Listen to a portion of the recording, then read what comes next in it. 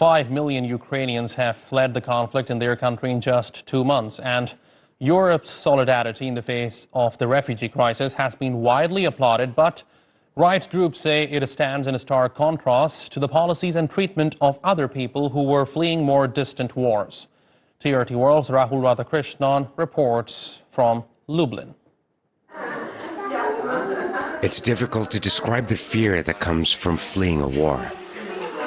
Lena and her family fled Russia's assault on the Ukrainian city of Zaporizhia in March. They're safe now in Poland, along with some of the 5 million Ukrainians who've received a warm welcome into the European Union in the last 2 months. But not all refugees feel welcomed. Mustafa and his family left Iraq last year. They crossed into Poland from Belarus, but got stuck there for weeks. There were many families at the time when we were at the border. One woman was beaten and died when we were there. Their treatment is brutal. They don't consider us as human beings. They deal with Ukrainian refugees in a different way. We have been here for 8 months and still don't have official papers. The government doesn't care about us. Only NGOs do.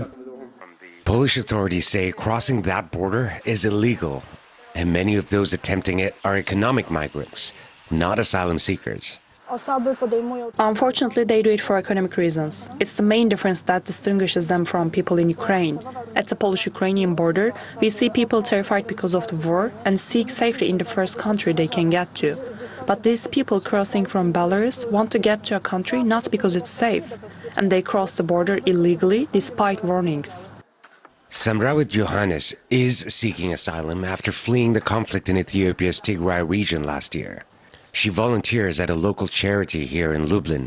She says she understands Europe's security concerns, but didn't expect to be treated so badly at the border.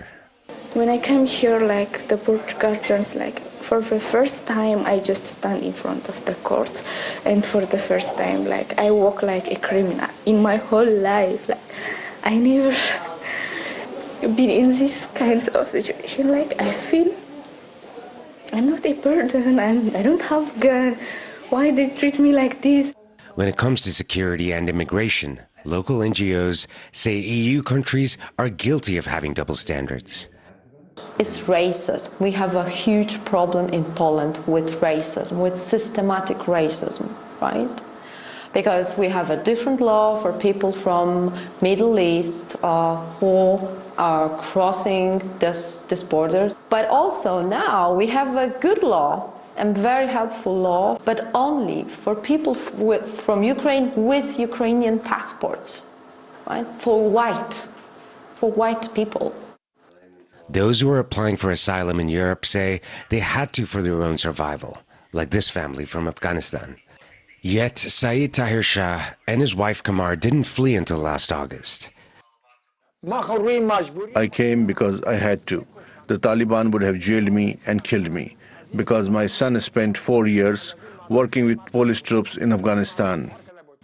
They were evacuated amid the chaos at Kabul's international airport by Polish special forces. Like most who seek safety in Europe, they're grateful for finding peace during a time of turmoil. I understand Ukraine's pain, he says. It's the same pain I felt when I lost my home. Rahul Radhakrishnan, TRT World, Lublin in Poland.